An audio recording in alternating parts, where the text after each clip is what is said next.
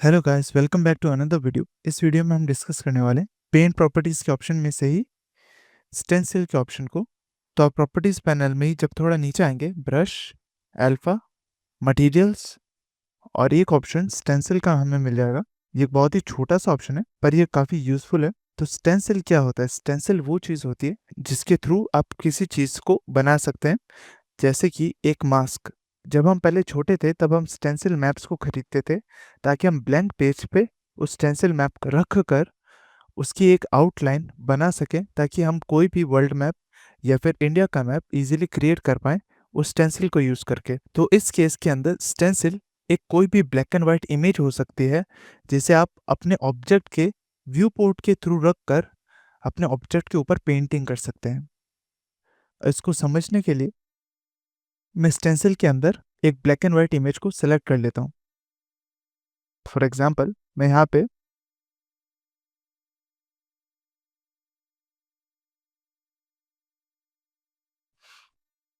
Type करता हूँ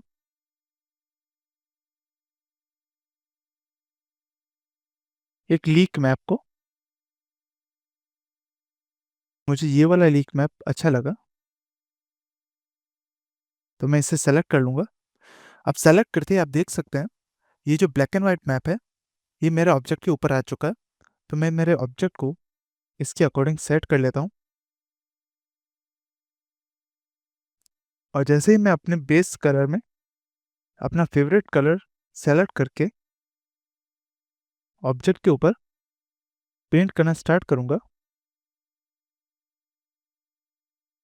तो आप देख सकते हैं मेरा जो पेंट है वो स्टेंसिल के वाइट एरिया में ही पेंट हो रहा है और उसके ब्लैक एरिया में पेंट नहीं हो रहा है। ये होता है इसलिए क्योंकि हमारे जो ब्लैक एरिया है वो एक तरह का मास्क है जो हमें उस एरिया में पेंट नहीं करने दे रहा, और जो वाइट एरिया है वही पेंटेबल है। तो आप ऑब्जेक्ट को रोटेट कर सकते हैं और उसके बाद भी अपने पेंट को वापस स्टार्ट कर सकते हैं। मैं ब्रश के साइज को थोड़ा छोटा कर लेता हूँ। Control, right click and drag brush के साइज को छोटा करने के लिए, और उसके बाद आप फिर से पेंट कर सकते हैं।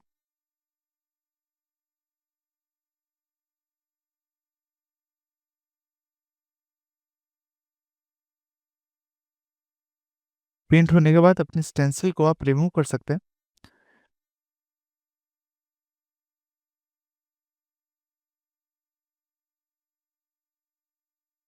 तो हमें कुछ ऐसा रिजल्ट मिल रहा है स्टेंसिल को यूज़ करने के बाद, ताकि हम सेलेक्टेड एरिया में ही पेंट कर पाएँ। स्टेंसिल आपकी किसी भी तरह की एक इमेज हो सकती है जो कि ब्लैक एंड वाइट हो।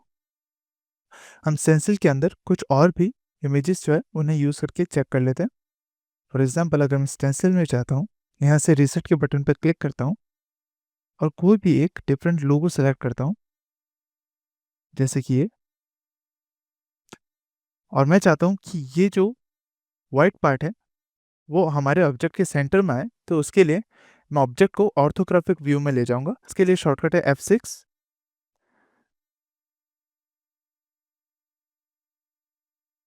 और सिंपली ऑब्जेक्ट को सेंटर करना है हमें।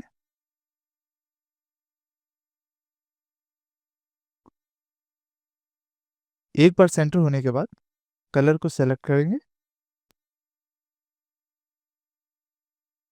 रेड।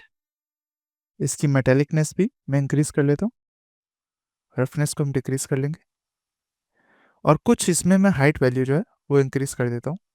ब्रश की साइज को इंक्रीज करने के लिए कंट्रोल राइट माउस बटन, और फिर मैं वाइट एरिया के अंदर पेंट कर लूंगा।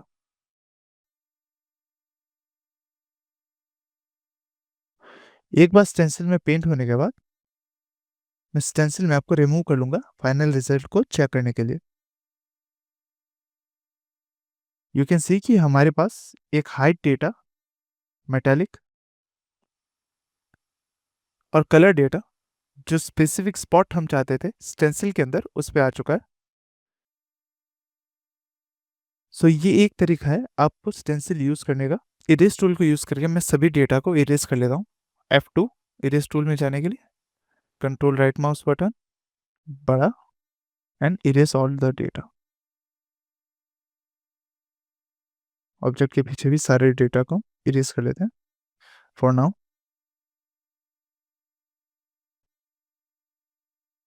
ऑल्ट शिफ्ट स्नैप करने के लिए,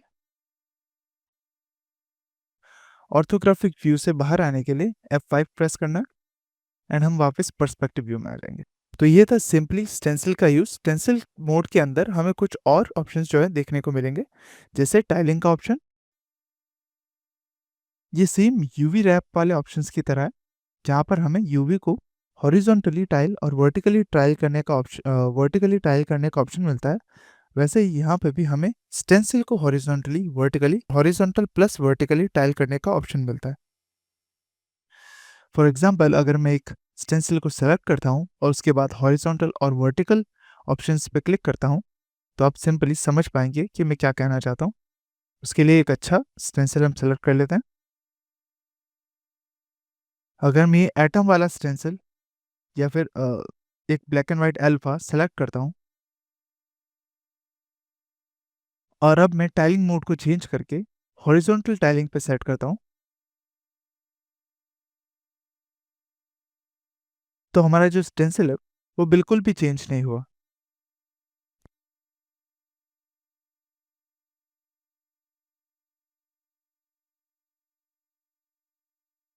सॉरी, हम इरेजर मोड में थे, तो वापस ब्रश मोड को सेलेक्ट करके हमें स्टेंसिल को फिर से सेलेक्ट करना है। और जैसे मैं स्टेंसिल को सेलेक्ट करूंगा, आप देख सकते हैं हमारे इमेज के अंदर कोई भी चेंज नहीं आया है हॉरिजॉन्टल टाइलिंग को सेलेक्ट करने के बाद भी। ये इसलिए क्योंकि हमने अभी तक हमारे स्टेंसिल को एडिट नहीं किया है। स्टेंसिल को ट्रांसफॉर्म मोड में ले जाकर एडिट करने के लिए आपको अपने कीबोर्ड पे एस होल्ड करना है। एस होल्ड करते ही आपका जो स्टेंसिल है वो एडिटेबल मोड में चला जाएगा। उसके बाद आपको राइट माउस बटन को क्लिक करके ड्रैग करना है जूम इन जूम आउट के लिए। और जैसे ही मैं जूम आउट करता हूँ, तो आप देख सकते हैं मेरा जो स्टेंसिल है वो हॉरिजॉन्टली टाइल हो रहा है।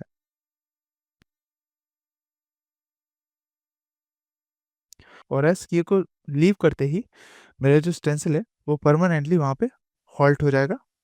और अब मैं सिंपली पेंट कर सकता हूँ अपने ऑब्जेक्ट के ऊपर। Control Z। हम बाकी के टाइलिंग ऑप्शंस को भी चेक कर लेते हैं। अगर मैं हॉरिजॉन्टल की जगह स्टेंसिल को वर्टिकली टाइल करता हूँ, तो हमारे जो स्टेंसिल है वो वर्टिकली टाइल होगा और आप वर्टिकली पेंट कर सकते हैं। इसे आप हॉरिजॉन्टल एंड वर्टिकल दोनों टाइलिंग पर भी पेंट कर सकते हैं। अगर मैं हॉरिजॉन्टल और वर्टिकल दोनों पे पेंट करना चाहता हूँ, मैं सिंपली ऐसे दोनों पे पेंट कर सकता हूँ।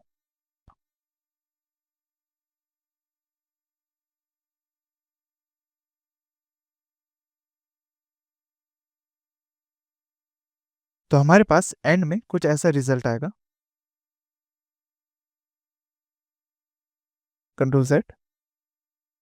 ये था स्टेंसिल का यूज़। इसमें कुछ और ऑप्शंस भी है। फॉर एग्जांपल, अगर मैं एक स्टेंसिल मैप सेलेक्ट करता हूँ,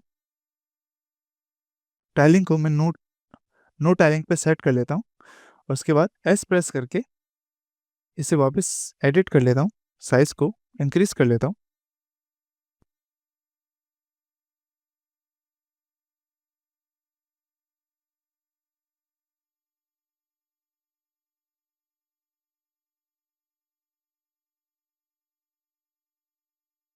एस होल्ड करके आप राइट माउस बटन से रोटेट भी कर सकते हैं स्टेंसिल को दोनों ही व्यू पोर्ट में, और राइट माउस बटन से उसे जूम इन जूम आउट कर सकते हैं, जैसे कि हम 2D स्पेस में यूज करते हैं।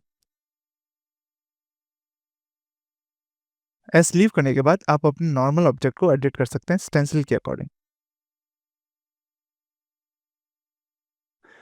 एक बार स्टेंसिल मैप ऑन करने के बाद अब अगर डिस्प्ले सेटिंग्स में जाएंगे और व्यू पोर्ट सेटिंग्स में आपको टूल डिस्प्ले के अंडर में स्टेंसिल का कुछ और ऑप्शंस मिल जाएगा। यहाँ पे आपको पहला ऑप्शन मिलेगा हाइड स्टेंसिल वाइल पेंटिंग। इसका मतलब है जैसे ही मैं ब्रश से पेंट करना स्टार्ट करूंगा, तो मेरा जो स्टेंसिल है वो हाइड हो जाएगा। अगर आप चाहते हैं कि आपका जो स्टेंसिल है वो पेंट करते टाइम हाइड ना हो, अगर आप इस ऑप्शन को अनचेक कर देते हैं, हाइड स्टेंसिल व्हेन पेंटिंग, तो आपका जो स्टेंसिल है वो पेंट करते टाइम हाइड नहीं होगा। तो आप इजीली स्टेंसिल के साथ ही पेंट कर सकते हैं। स्टेंसिल मास्क की जो ओपेसिटी है वो आप यहाँ से कंट्रोल कर सकते हैं कि आप इस मास्क को कितना कम देखना चाहते हैं या कितना ज़्यादा देखना चाहते हैं। तो आप यहाँ से कंट्रोल कर सकते हैं, आपको complete black and white image भी दिख सकती है अगर आप चाहें। तो डिफ़ॉल्ट इसका 40 या 30 आप रख सकते हैं।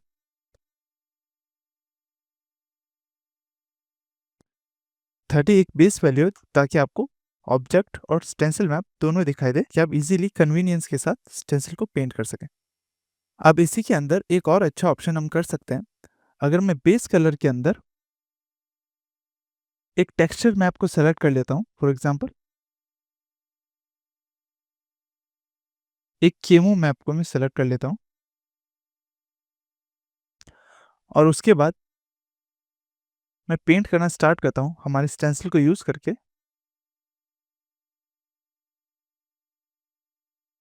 तो हमारे पास कुछ ऐसी प्रॉपर्टीज जो है वो शो होगी। अब मैं चाहता हूँ कि मेरी जो पेंट लेयर है उसमें ये जो बेस कलर है केमो का, वो एक ब्रश की तरह काम ना करे, क्योंकि हमने जब पेंट करा था तो हमारा जो टेक्सचर है वो बार बार आपस में रीपेंट हो रहा था।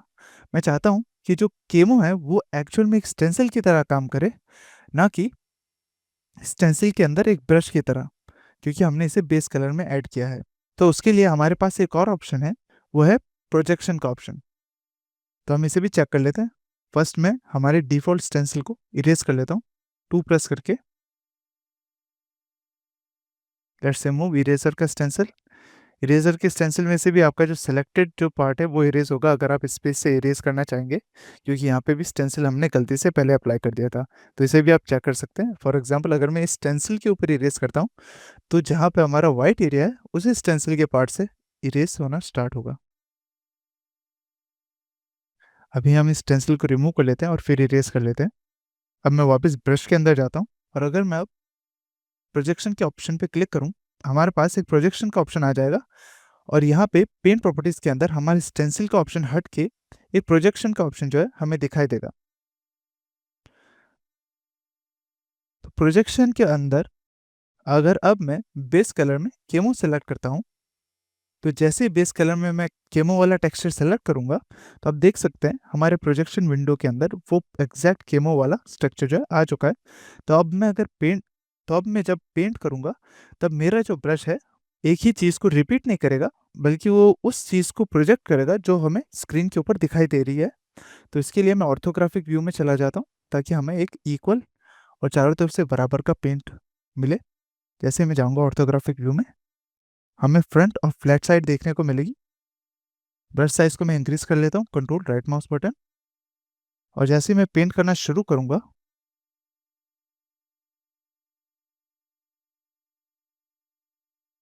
आप देख सकते हैं जो एरिया मेरे प्रोजेक्शन प्लेस के अंदर था उस एरिया पे मेरा पेंट हुआ है। और अगर मैं ऑब्जेक्ट को रोटेट करता हूँ तो जहाँ पे मेरा प्रोजेक्शन नहीं हो रहा था वहाँ पर हमारे पेंट का जो इफेक्ट है वो बिल्कुल भी नहीं है। तो ऐसे ही आप प्रोजेक्शन ऑप्शन को यूज़ करके किसी भी टेक्सचर मैप को अपने ऑब्जेक्ट के ऊपर प्रोजेक्ट कर सकते हैं। फॉर एग्जाम्पल अगर मैं जूम इन करता हूँ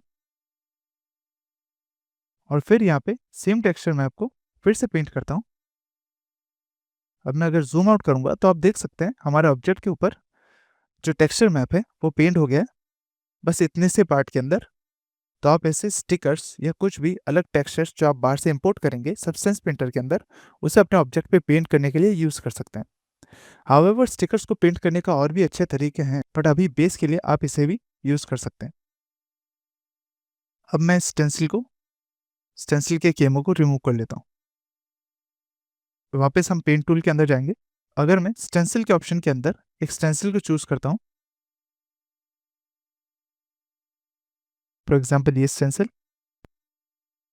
और इसमें पेंट करते टाइम अगर मैं कुछ हाइट वैल्यू इनिशिएट कर देता हूँ या फिर डिक्रीज कर देता हूँ, अगर मेरे डिफ़ॉल्ट में कुछ हाइट वैल्यू थी, अब मैं जब पेंट करूँगा तो यू कैन सी कि जो मेरी इनिशियल वैल्यू थी उसमें से जो मेरी हाइट वैल्यू है वो डिक्रीज हो रही है।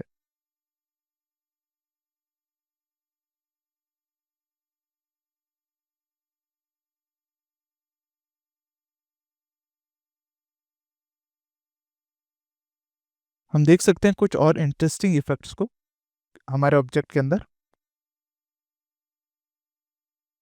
तो इस पॉइंट के अंदर हमारे ऑब्जेक्ट के अंदर कलर है, मेटलनेस है, रफनेस है, नॉर्मल नॉर्मल चैनल है और हाइट चैनल है। इन सभी को आप यहाँ से भी कंट्रोल कर सकते हैं डायरेक्टली लेयर के ऊपर, जहाँ पर आपको सारे के सारे चैनल यहाँ ऊपर मिल जाएंगे। Base colour, metallic, roughness, normal और हाइट। लेयर के अंदर आपको लेयर टर्न ऑन और टर्न ऑफ करने के अलावा दो और ऑप्शन मिलेंगे। पहला ऑप्शन है ब्लेंडिंग मोड का ऑप्शन, जहाँ पर आपको बहुत सारे डिफरेंट ब्लेंडिंग मोड्स देखने को मिलेंगे। और दूसरा ऑप्शन है ओपेसिटी का ऑप्शन। अगर मैं चाहता हूँ कि मेरी इस पर्टिकुलर लेयर से हाइट डेटा जो है वो पूरी तरह से रिमूव हो जाए, तो मैं सिंपली इस लेयर को सिलेक्ट करूँगा और जो ऊपर चैनल्स है उनमें से हाइट चैनल को सिलेक्ट करूँगा, तो मेरी जो लेयर है उसका जो हाइट डेटा है बस वही डिस्प्ले होगा। और अगर मैं इसकी ओपेसिटी को डिक्रीज कर लेता हूँ तो आप देख पाएंगे जो हाइट डेटा है वो मेरी लेयर से बिल्कुल डिसअपियर हो जाएगा। वैसे ही मैं मेटालिक डेटा को भी उसकी ओपेसिटी डिक्रीज करके पूरी तरह से रिमूव कर सकता हूँ और रफनेस डेटा को भी अपनी लेयर से पूरी तरह से रिमूव कर सकता हूँ। बेस कलर को अगर मैं पूरी तरह से रिमूव करूँगा तो आप देख सकते हैं हमारी जो लेयर है वो कम्प्लीटली न्यूट्रलाइज हो गई है। तो आप एक लेयर को भी इंडिविजुअली एडिट कर सकते हैं। उसके किसी भी चैनल को, अगर आपका पेंट जो है वो परमानेंट हो गया तो आप इंडिविजुअली लेयर के चैनल्स को एडिट कर सकते हैं इस ऑप्शन से। अभी के लिए मैं बेस कलर को ऑन कर लेता हूँ और मैं चाहता हूँ कि मेटलनेस ऑन ना हो बट हाइट चैनल ऑन हो, तो हम उसकी ओपेसिटी को भी वापस इंक्रीज कर लेते हैं। रफनेस को भी हम इंक्रीज कर सकते हैं और मेटेलिक प्रॉपर्टीज को भी।